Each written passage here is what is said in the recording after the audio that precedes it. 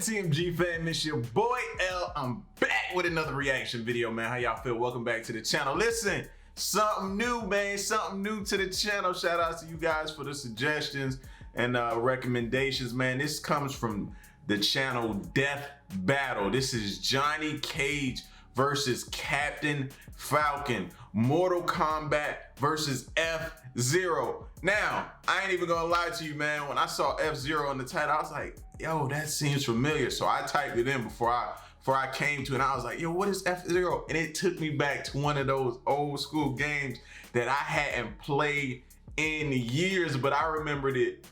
Soon as I pulled it up, man, that whole Grand Prix, like the setup, the sounds, everything, it took me back to my Nintendo days, man. So I'm anxious to see what type of battle this is, man, and to see what y'all putting me on that's new, all right? So before we get into it, man, if you're new to the channel, please go ahead and subscribe, smash the like button at the end of the video if you want to see more videos, man, and turn your post notifications on, all right? I ain't gonna hold you no more. Let's get to this battle, man. Here we go. Today we've got data on and Johnny Cage, for all my Mortal Kombat fans. You already know how he give it up.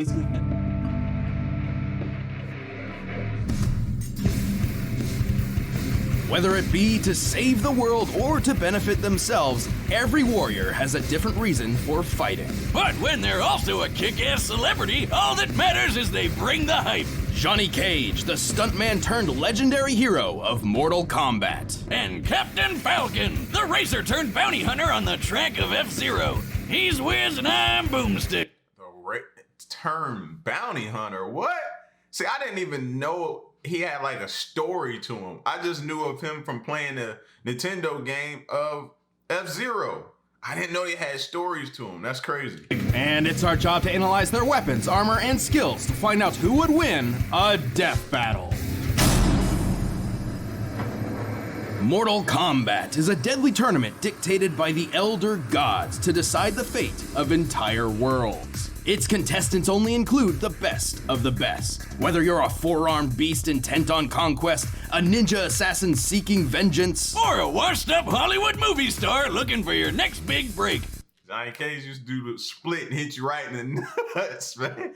I like how they give him backstory and information before they get into what I'm hoping is going to be the actual battle. This is dope. Johnny Cage was a global phenomenon known for his over-the-top and dumb-as-hell action flicks. You're dumb as hell. His movies are awesome. We got Ninja Mime, Citizen Cage, Broke Nose Mountain, and my personal favorite, Tommy Scissorfist. Oh, it's the only movie that ever really made me cry. But as with most celebrities, Cage's fame eventually cracked. Audiences lost interest in his stunts, and critics claimed he was a fraud. Which is bullshit! So to prove himself, Johnny naturally decided the best idea would be to join the deadliest martial arts tournament ever! What better way to stick it to him and show him you're the real deal than to save the Earth from an alien takeover? I guess Cage didn't really know what he was getting into. Luckily, he's no ordinary stuntman. Fans think my moves are all wire work and special effects. I am the special effects. This guy's trained all across the world. He's mastered 4 different martial arts, including Bruce Lee's real-life Jeet Kune Do. Yo, that slide shadow kick where it had like the shadow behind him, man.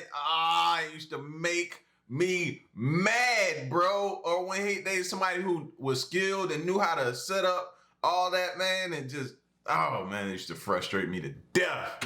He's got nunchucks, brass knuckles, and his wicked cool Bowie knife. So when it came time to save the world, Cage could certainly hold his own against the greatest martial artists in the universe. Good thing, too. The lightning god Raiden really needed some help, because the Outworld warlord Shao Kahn was just one tourney win away from taking over Earth. Okay, seriously, why does everyone always target Earth? I live here. It's not that great. Why does everybody always target Earth? I live here. Against the forces of evil, Cage discovered he was more adept at this sort of thing than even he expected. He possesses a mystical power passed down through generations, originally stemming from a Mediterranean war cult which bred and trained combatants to fight among the gods. Sure. That's not random at all. This power manifests not just as a shield against divine forces, but also as a mythical energy Cage can weaponize. He can fire Shadow Bolt energy balls, punch you to pieces with a Shadow Uppercut, do a Guile impression with the Eclipse Kick, and knock the shit out of you with his patented Shadow Kick. Yo, I like their commentary, bro. Their commentary making fire, man. Oh, man, I remember they started, and I didn't make it too far in the Mortal Kombat series. I kind of fell off after a few evolutions of the game, but I do remember them giving him a little more to, you know what I'm saying, attributes as the games progress, though. But even with these powers, Cage is still a mortal man. Whenever he found himself in trouble, he needed a go-to technique to get out of it. Oh, and he came up with the absolute perfect move. It's the Nutcracker, the Berry Buster, the Infertilizer, the Beanbag Barrage, the Not That Kind of Blow, and my personal favorite, the Help Doctor, I think they're in my ribcage special. That's horrifically disturbing. It's inspiring, that's what. He's strong enough to rip your whole body apart and send your Johnson flying off to another country. Yo, they wildin'. Fatality! Oh, God, what the hell? This isn't my first rodeo. Despite Cage's crude and downright juvenile behavior, he proved worthy enough to be a champion of Earthrealm. The dude's strong enough to chop through a human head, a chunk of titanium, and even diamond. Applying Test your might. I used to have to try to bang that controller. I almost gave my hand a cramp just then doing it. the density of diamond, crushing some of this size would require nearly 50 million joules of energy. That's like getting hit by 26 monster trucks at the same time. Cage is quick enough to dodge point-blank automatic gunfire and tough enough to power through Sub-Zero's Ice Blast, which stops or even kills most people instantly. He's breaking those jumps apart like they're made of glass. Johnny even beat the shins off Shinnok, who's a freaking god. Thanks to his ancestral powers, which seem specifically tailored for this exact purpose, which is pretty remarkable. Shinnok's full power is a bit tricky to lock down, but he's pretty similar to Raiden, who fired a blast that obliterated this huge temple along with his enemies. So it's definitely a desperate max power move. As Buddhist temples typically avoided the use of stone in construction, we took the typical composition of wood and concrete into account while measuring the structure to determine this blast must equal nearly 270 tons of TNT, more than enough to level an entire city block. Damn! Who cares if Johnny's a pain in the ass when he can compete with power like that? Well, I like the effort and the information that they're giving out. You know what I'm saying? Like, this makes it even more interesting, and the work and the thought that they put behind it and going in depth and providing you with even more information than you would have thought you would have ever received. This is dope, man. This is fire. Wouldn't be a pain forever. Cage eventually found happiness with a family, including a daughter just as skilled as he is. He even earned new success in his film career with a series based on his adventures. But he never got tired of defending Earthrealm from the forces of ugly. God bless that beautiful man. Those are $500 sunglasses, asshole.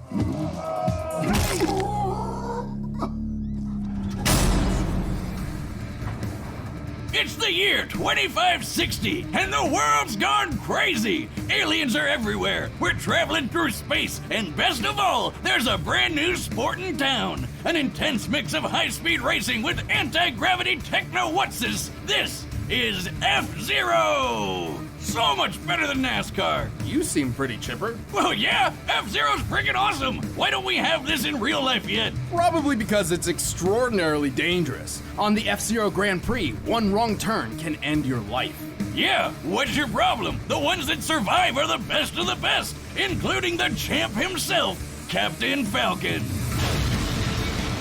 To most of the world, Falcon is a legendary racer and household name, but that's about it. Otherwise, he's a mystery. Like Batman. Sort of. Off the track, Captain Falcon is actually an accomplished bounty hunter, dedicated to a mission of saving the universe from the vile forces of Black Shadow. Is that like a heavy metal band or something? No. Well then, dibs. Black Shadow is a cold-blooded king of crime, determined to bend the universe to his will. He's also got horrible taste and style. How often you think that thing gets caught on door frames? Truly the most evil. How often do you think that thing get caught on door frames? Listen, I only remember FZero with the Grand Prix, so was it more than just that? It evolved into something else or what? Like, I'm hoping they explain that. Of evils. To take on Black Shadow, Falcon's a goddamn badass. He's super tough and super skilled in martial arts. Best of all, he's got a bunch of fiery super moves. The speedy Falcon kick, the unpredictable Raptor boost, and Falcon dive, where he humps people so hard they explode. What? Just calling it like I see it, Wiz. Either way, as impressive as these techniques are, they pale in comparison to his greatest and most famous. Falcon! Show me your moves. He literally punches people so hard they explode in bird-shaped fire, which is awesome, but how? Well, as evident from his other techniques, he's not moving so fast he's What game is this? They gotta say what game is this, bro. I completely missed this game. igniting the air or anything like that. Rather, Falcon seems to possess some limited form of pyrokinesis. And while the reason for this has never been specifically explained, the answer may lie within his sleek FZero machine, the Blue Falcon. Oh yeah, this baby uses magnetic and G-diffuser tech to rocket over 1,500 kilometers per hour. That's more than 35 times faster than the Bugatti Chiron Sport, the fastest car in the world.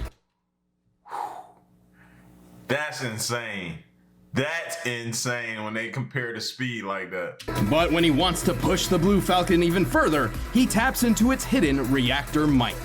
Now you might be asking, what's a reactor might? Oh, you know, nothing much. Just a magic piece of the Big Bang that birthed all of existence. You'd think there are better uses for a fragment of creation than powering a race car. No, I don't, Wiz. Have you seen what this thing can do? With the power of the reactor might, the Blue Falcon can go Beyblade with a move called Boost Fire. Check it out. The Blue Falcon becomes a deadly energy buzzsaw spinning so fast that it increases speed and can even fly. A Reactor Might is bonded with its owner and can even be called upon from a great distance away. Therefore, Falcon can summon his vehicle to his side at any moment. Reactor Mights bottle up a ton of raw power. Put a few together and you can rip holes through dimensions. This one by itself went haywire and blew up this space station in one blast. Based on the space station's size and the ensuing blast radius, this explosion must have held a yield of over 6 megatons of TNT. Sheesh! God! It's possible the explosion would have been even greater if Black Shadow had not forced the Reactor Might to close. Black Shadow later used his Reactor Might powers to detonate a massive mountain. 6.7 megatons of TNT. Sheesh. Oftentimes, Reactor Mights also grant their owners a variety of superhuman powers, some even bordering on unexplainable magics. While it's technically unconfirmed, perhaps the Reactor Might under the Blue Falcon's hood is the source of the captain's curious pyrotechnics. Who cares? He can punch a giant fire falcon of burning death, and that's all that matters. Like when he finally beat Black Shadow once and for all. Did he just explode the galaxy?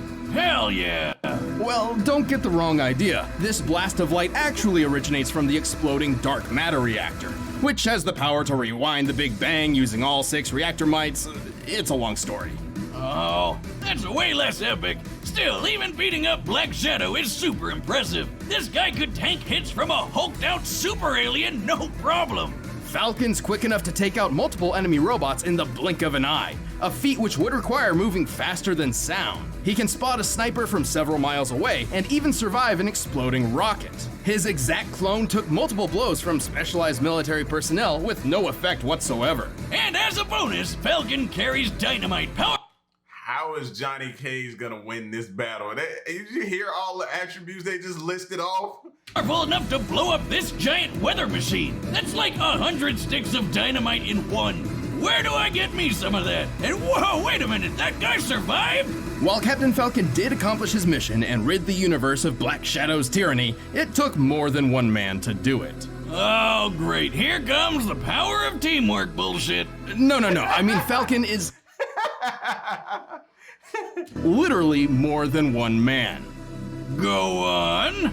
The name Captain Falcon is actually a title passed through generations. To date, at least 3 people have claimed the moniker: Douglas J., Andy Summers, and Ryu Suzuku.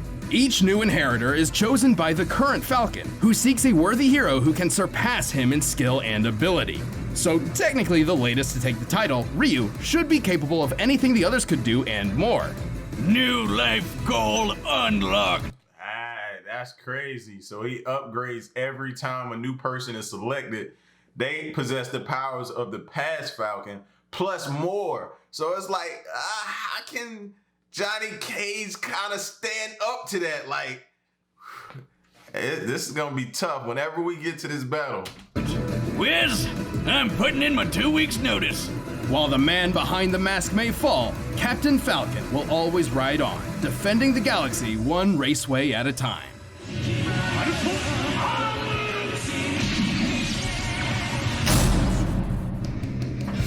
All right, the combatants are set, and we've run the data through all possibilities. But first, let me tell you how to make your computer more anonymous than Captain Falcon with ExpressVPN. Whoa. But right now, it's time for a death battle! It's what we've been waiting for. I'm anxious to see this format, how they gonna battle them. You recording? Yeah? Okay. We're at the FZero Grand Prix, snagging some clips for my latest flick. That guy there? That's who I'll be playing. Yeah, you're looking at the next Captain Falcon. It's gonna be a pretty sweet gig for him. Did you say you're the next Falcon? Yeah? Only one who can surpass Falcon can become Falcon. Show me your moves! You wanna go? Let's dance! He gave Johnny Cage a quick combination out the gate.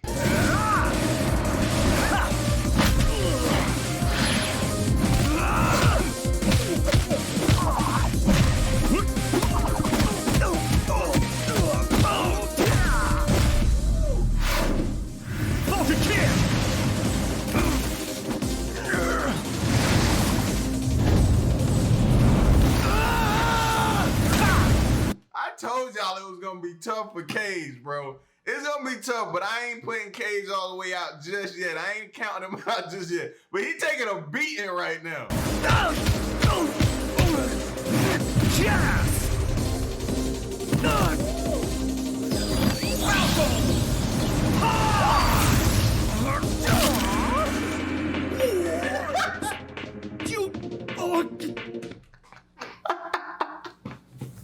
Yo, that move's so sneaky, man.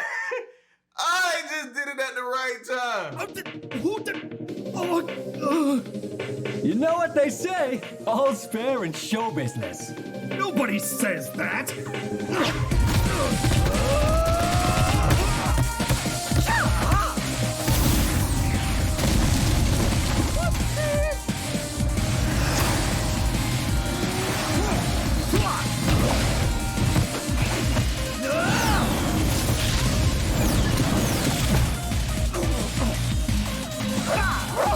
You sports types really take auditions seriously!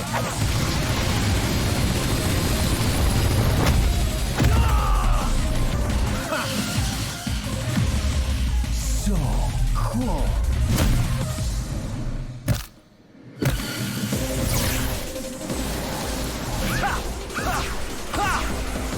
That's dope. Because in the game, in Grand Prix, you hit one of them things that kind of shoot you forward, accelerates you at a rapid speed. Yo, that's dope, man. I like this.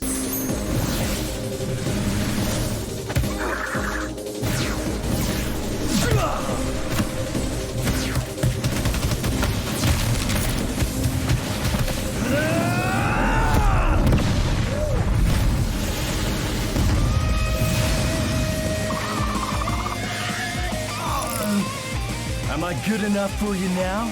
Okay, Cage, talk your talk. Let's go. Come on!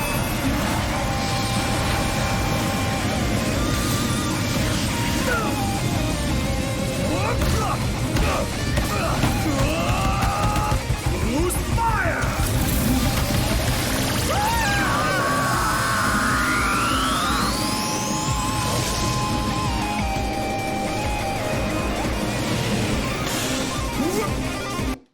saying, man, Falcon just got too many things in his arsenal, bro. Too much in his arsenal.